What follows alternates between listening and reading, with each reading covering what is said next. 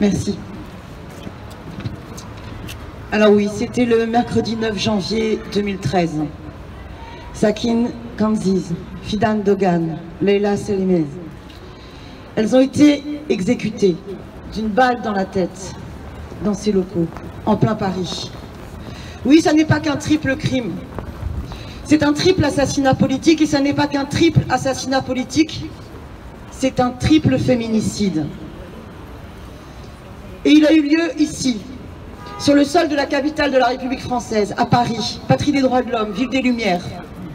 On connaît le nom du meurtrier présumé, Ömer Güney. Et nous savons qu'il a assassiné pour le compte des services secrets turcs, le MIT.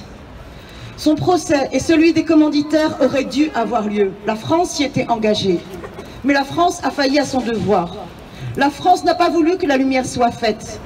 Elle a préféré préserver ses relations avec la Turquie, avec qui elle et l'Union européenne ont délégué le contrôle de l'immigration, avec la Turquie, membre par ailleurs de l'OTAN, que la France ferait bien de quitter.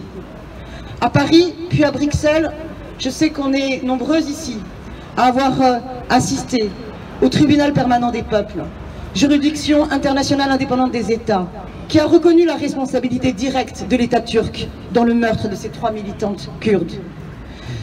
Je tiens ici, au nom du Parti de gauche et de la France Insoumise, réaffirmer tout notre soutien aux familles des victimes et au soutien à leur démarche de plainte déposée en mars 2018 pour poursuivre l'enquête.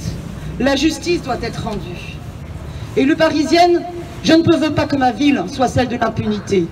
Citoyens et citoyennes de la République française, nous ne pouvons accepter que la République française soit un pays de l'impunité. Sakine, Rojbin et Leila, vos sœurs, vos frères continuent de se battre. Continuent la révolution à laquelle vous avez tant œuvré. Et elle porte aussi un nom pour moi. C'est le nom du Rojava.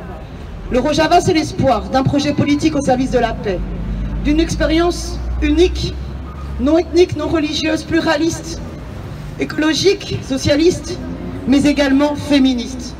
Oui, le combat féministe, ça n'est pas un à côté. Ça n'est pas ce que l'on fera après. Non.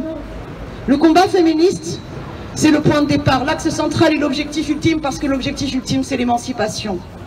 Et c'est aussi parce que vous portiez ce combat que vous avez été assassinés. Oui, c'est bien pour cela que tant de femmes ont été violées, tuées par Daesh.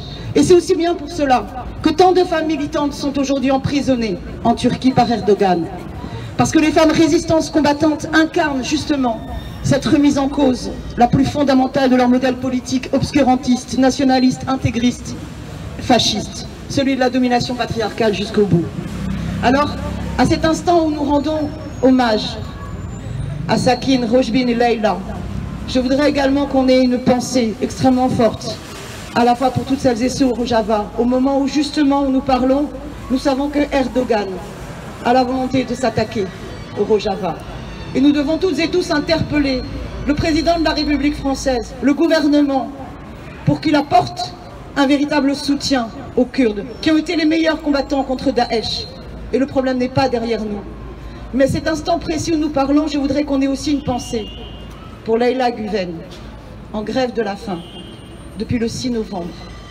En grève de la faim, elle met sa vie en danger en ce moment. En grève de la faim, elle exige la libération d'Öcalan et de tous les prisonniers politiques. En grève de la faim, elle exige la libération de toutes celles et ceux qui sont en ce moment même persécutés. Nous devons aussi interpeller les autorités françaises à ce sujet. Ça ne doit plus durer. Alors oui, la France doit impérativement briser son silence complice. Sakine, Rojbin et Leila, on ne vous oublie pas. Leila Güven, nous sommes toutes avec toi. Les femmes, la lutte, la liberté. Jin, Jiyan, Azadi. Merci Daniel Simonet. Azadi, Jin, Jiyan, Azadi.